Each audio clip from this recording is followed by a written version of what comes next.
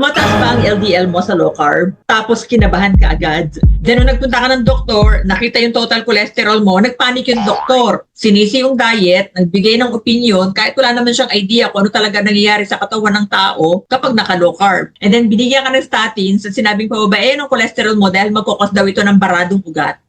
Pero sandali lang po, hindi po yun ganun kasimple. Hindi lahat ng mataas ang LDL or total cholesterol ay automatic po na delikado. Kapag ikaw ay pumasok sa low carb diet, may malaking shift na nangyayari sa katawan mo from sugar burner, nagiging fat burner ka. So ano nangyayari sa katawan mo kapag naka-clean low carb ka? Mas maraming taba ang ginagamit ng katawan mo as fuel. At yung taba na yan, binabiyahe sa dugo mo gamit ang LDL na tinagurian nilang bad cholesterol na hindi naman talaga bad. Yung LDL, hindi po yan kalaban or laso na dapat tanggalin o ibaba. Gaya ng alam ng marami, kasama na dyan ang mga doktor. Yung LDL, transport vehicle po siya. Ang LDL para yung delivery truck. Kapag dumami ang deliveries, edi syempre, dadami din ang truck. Pero hindi po ibig sabihin nun, may problema agad. Alright, bakit tumataas talaga ang LDL sa low carb? Number 1, fat adaptation. Habang nasasanay ang katawan mo sa pagsusunog ng taba, tumataas po ang fat transport. Number 2, weight loss. Kapag pumapayat ka, lalo na kung mabilis, lumalabas yung stored fat. Tataas po ang LDL pero pansamantala lang yan. And number 3, less insulin, mas maraming taba ang nire-release sa bloodstream. At yun po ang goal ng low carb, pababain ang insulin level. At ito pa ang mas importante, hindi lang LDL ang dapat na tinitingnan sa bawat blood chem, low carb ka man o hindi. Clinical context matters. I-check mo kung ang triglycerides, usually bumababa yan dapat sa low carb. HDL, usually tumataas yan, that's a good sign. And number 3, yung ratio dapat ng triglyceride to HDL, iyan ang mas important na marker. Kung mababa ang triglyceride mo, mataas ang HDL mo, maganda ang ratio mo.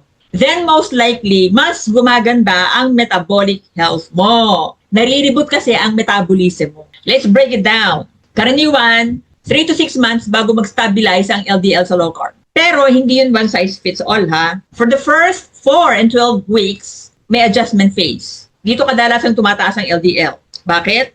Rapid fat burning, weight loss, big shift sa metabolism. So parang traffic surge ng fat sa dugo. And then number 2, around 3 to 6 months, yan yung adaptation phase. Dito na usually nag-a-adjust ang katawan. Mas efficient na ang fat usage. LDL can stabilize. And number 3, within 6 to 12 months, fully fat adapted ka na dapat. Ito na yung mas steady na ang state. Makikita mo na talaga dyan yung bagong normal mo. Pero may isang exception. Importante to. Hindi lahat bababa agad ang LDL. May tinatawag tayo na hyper-responders. Usually, yan yung payat, active ang lifestyle, at very low carb, keto ang ginawa. Sa kanila, pwedeng manatiling mataas ang LDL kahit maganda lahat ng ibang markers. Pero kung after 6 to 12 months, sobrang taas pa rin ang LDL mo at may ibang red flag, doon ka na magdidig deeper. Mag-investigate ka na doon. Pero huwag magpanik. Anong dapat mong tingnan kapag mataas ang LDL mo? Kung nasa extreme levels na ito, kasabay ng inflammation tulad ng hypertension or mataas pa din ang blood sugar, and then may existing metabolic issues ka pa, at iba pang related markers. So wag naman agad baliwalain. Baka may mali or kulang kang ginagawa o may kakaiba kang genetic condition. Magpa-check up po. Mas maganda kung sa low carb doctor. Magpa-interpret ng buo pero wag naman matakot. Hindi ka dapat magpanik sa LDL lang. Context is everything. Nasanay kasi ang mainstream medical authorities sa cholesterol-centric na gamutan. Kaya kapag nakakita ng mataas, may statin ka agad. Hindi naman ito mali, pero hilaw ito kung ito lang ang titingnan. Health is not just about one number. It's about the whole picture. Huwag mong husgahan ang health mo sa isang snapshot lang. Look at the trend. So, final message. Hindi lahat ng mataas na markers sa low carb ay masama. Kasi may mga adjustments sa katawan na normal lang sa period ng turning point. Science yan na nagsishift ang katawan mo sa mas efficient na fuel system from sugar burning to fat burning. Nagre-react yung katawan mo sa mga pagbabago at habang nagre-reset yan, normal na may fluctuating numbers. Tuloy lang sa malinis at whole food na pagkain, pakinggan ang katawan, at gawin ng tama at consistent ang low-carb diet.